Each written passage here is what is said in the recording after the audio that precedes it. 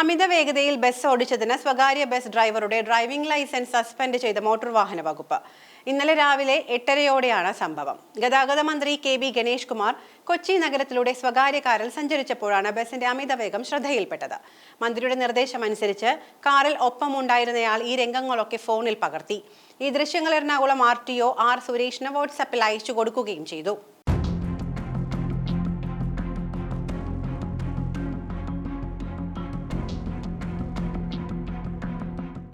ഉടൻ തന്നെ കങ്ങരപ്പടി സ്വദേശിയായ ബസ് ഡ്രൈവറും ഉടമയുമായ റഹീമിന്റെ ഡ്രൈവിംഗ് ലൈസൻസ് RTO സസ്പെൻഡ് ചെയ്തു.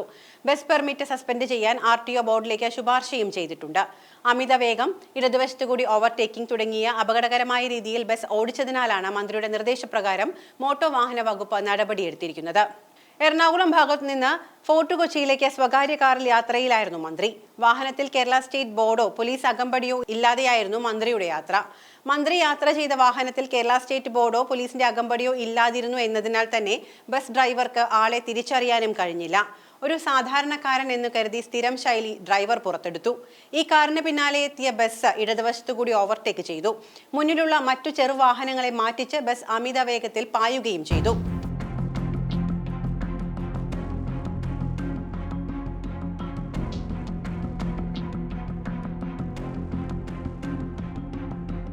ബസിന്റെ പിന്നാലെ മന്ത്രിയുടെ കാറും പോയി. 1.5 കിലോമീറ്റർ പിന്നിട്ടപ്പോൾ ബസ് സ്റ്റോപ്പിൽ ഒതുക്കിയപ്പോൾ കാറിന്റെ ഗ്ലാസ് താഴ്ത്തി ഡ്രൈവറോട് തന്റെ ഡ്രൈവിംഗ് ലൈസൻസ് പോയിട്ടോ എന്ന് മന്ത്രി വിളിച്ചു പറയുകയും ചെയ്തു.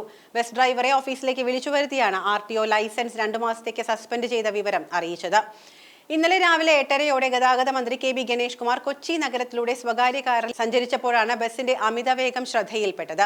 ഈ കാറിന് പിന്നാലെ എത്തിയ ബസ് ഇടതുവശത്തുകൂടി ഓവർടേക്ക് ചെയ്യുകയും ശബ്ദമിരപ്പിച്ച് മുന്നിലുള്ള വാഹനങ്ങളെയും മറ്റും പേടിപ്പിച്ച് അമിതവേഗത്തിൽ പായുകയായിരുന്നു. 1.5 കിലോമീറ്റർ ദൂരം പിന്നിട്ട് ബസ് സ്റ്റോപ്പിൽ ഒതുക്കിയപ്പോഴാണ് കാറിന്റെ ഗ്ലാസ് താഴ്ത്തി ഡ്രൈവറോട് മന്ത്രിയുടെ മാസ് ഡയലോഗ്. ഡ്രൈവറെ തന്റെ ലൈസൻസ് പോയിട്ടോ എന്നാണ് മന്ത്രി വിളിച്ചു പറഞ്ഞത്.